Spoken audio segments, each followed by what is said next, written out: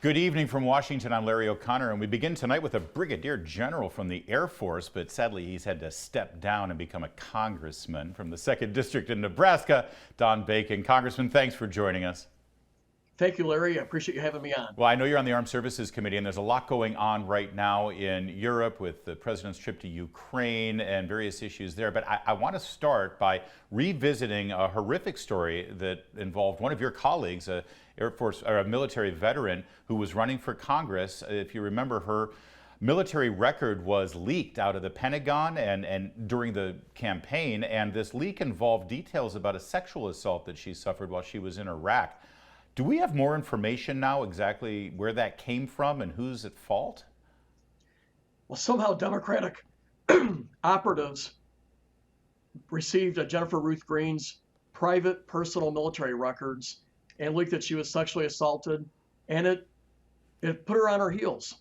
She was being victimized twice.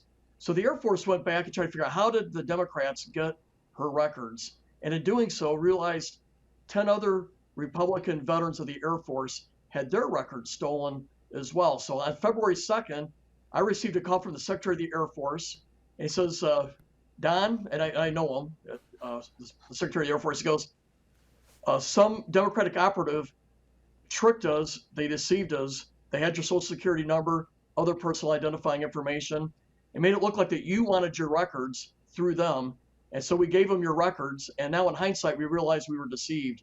And now we also know that a total of 11 veterans, Republicans from the Air Force, had this happen to them.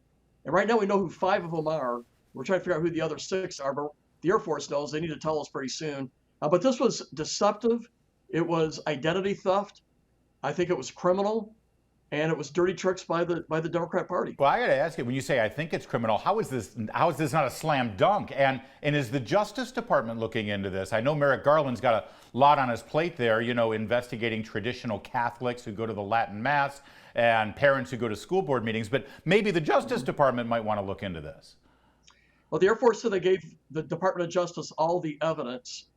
Now I have a colleague of mine, he's a chairman of one of these committees, is talking to the Secretary of the Air Force today, and he's going to verify what he told me is the case, that the Air Force gave all this evidence to the Department of Justice. And I've made my expectations clear that they better take this serious. 11 Republican veterans, and by the way, it goes beyond this. I can give you more information, but we do know from the Air Force it's 11, and it was done through identity theft. Now, I got a call the other day from a soldier, and the Department of the Army called him and said that the Democrats tried to get his records, but they stopped it before they did. So this story goes beyond just the Air Force. Yeah, you know, listen, there's a lot of angles to this story we got to get into. First of all, just the craven, deceitful, venomous motivations behind a political operative who wants so badly to defeat a Republican that they will dive into their personal military records illegally and try to expose them. I mean, in this one notorious case, a horrific sexual assault is exposed, but even more so, just the fact that they would go to these lengths because they are so motivated by their political hatred of a Republican. And by the way, this goes to the top. There's a smoking gun that points this right to the Democratic Congressional Campaign Committee. The smoking gun is $110,000. They paid this firm to do this. Really? So this will not be hard for the Department of Justice if they're doing their job to tie this all the way back to the top.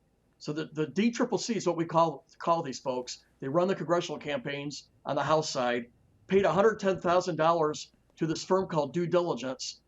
And the folks on their staff have worked for Democratic PACs, Democratic organizations for a long time. So it's a well-known organization that does this ground research, this research on people. But now this says, Don, what does it matter to you? You had clean records, nobody used it. Now what they were trying to find anything they can to attack. And then they go, well, so why is this bad about Ruth Jennifer Green? She didn't do anything wrong. She was a victim. No, she didn't want to have to talk about her sexual assault. Of course not. She wanted to put it behind her. She had to relive this again. She was victimized twice. And it was actually victim shaming what the Democrats were doing. And so they would have done this to anybody that they could find anything in their records to attack them on. Yeah, and despicably, of course, in this case, it worked, right? She did not win the election. Yeah, and I know her, and I've talked to her. She was hurt, emotionally hurt by this. It put her back on her heels, It's disgusting. and she lost a very close race. She could have, if she could have run on all of her 8 cylinders and ran through that tape Yeah. on November, she could have won. Congressman, I don't have a whole lot of faith in this Justice Department, sadly. Surely there is some sort of internal ethics committee probe that the House can do on their own, considering this came from within the House of Representatives and the Democrat Congressional Caucus. We're going to do a joint Armed Services and Oversight Committee on this topic. Great. So there will be a spotlight put on this. And a lot of people want to make this about the Air Force. I think the Air Force was duped. They were deceived. Well, they were the ones who came clean and broke the story, by the way. I hear you. No, you're right. Ultimately, this is the Democrats and their craving political ambitions. However, I got to tell you, Congressman, General, I work for a media company. And every other month, I got to go through cybersecurity training. I mean, because to make sure that I don't click on the wrong email and expose my company. I'd like to think the protocols are a little stronger at the Pentagon. We'll find out because we're going to do oversight on it. But, the Secretary of the Air Force called me. I didn't have a clue that my records were stolen. He broke the story to me, and he's evidently contacted 11 different individuals in doing so. And he said that there was a low-level individual that got duped on this, that they were contacted multiple times. But we should put a spotlight on it and ensure that it was not nefarious by the Air Force. And we're going to hold the Department of Justice's feet to the fire on this too. I would like the Pentagon to spend just as much time that they focus on diversity, equity, and inclusion than they do on security and protocols for this sort of thing. I would love to turn your attention, though, sir, as a member of the Armed Services Committee, to our efforts in Ukraine right now. It's the 1-year anniversary of Russia's invasion of that country. I think we need to support our allies, Ukraine. Yet at the same time, the Biden administration appears to just keep doing the same thing over and over again. They said that their policy is working, and yet at the same time, they concede that Putin ain't going anywhere. And the policy right now is unconditional surrender or nothing. And he's not the kind of guy that's going to unconditionally surrender. So where are we headed with this?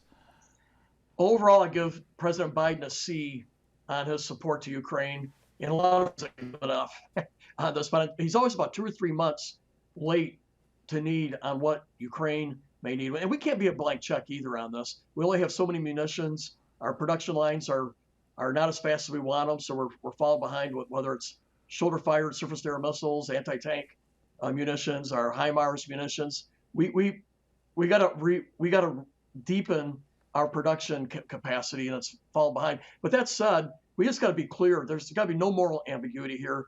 We got to have moral clarity. This is a Russian war of choice, unprovoked, unjust, barbaric, killing civilians, raping civilians, looting. They're trying to eliminate Ukraine as a nationality. And if we don't prevail here, I think the Baltic states will be next.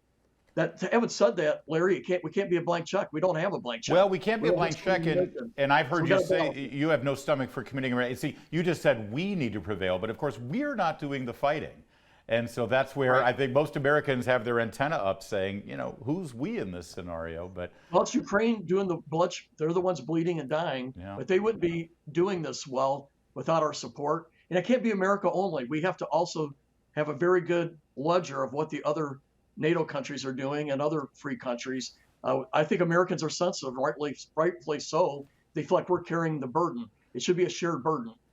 Air Force General and now Congressman Don Bacon, great stuff. Don't be a stranger. We'd love to talk to you again as things develop, and keep us updated on your actions against the Democrats there.